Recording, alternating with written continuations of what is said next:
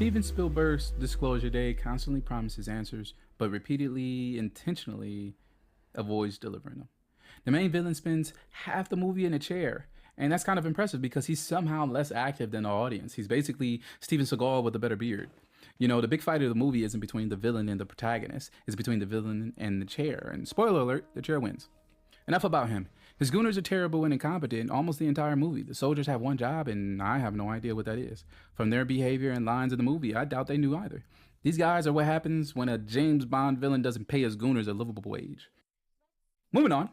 The movie spends considerable time establishing the importance of the protagonist, who's an anchor played by Emily Blunt, which makes sense because at the end of the movie, a completely different news anchor does her job.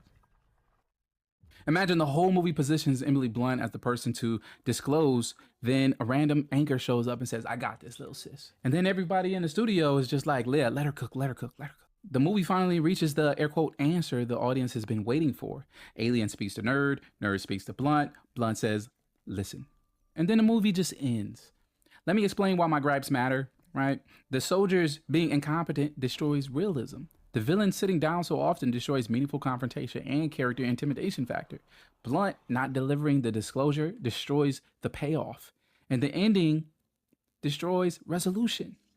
What the movie does well, maybe the first 20 minutes, the car chase scene, the train scene, Emily Blunt delivers a perfect performance, but it's undermined by nonsensical buildups, seemingly unfinished plots, and terrible sequences. I would give this movie a 3.5 out of 10, and that's being modest with my score. I paid money to see this film. I wouldn't watch it again, even if it was background noise. If I could petition for a refund, I probably would.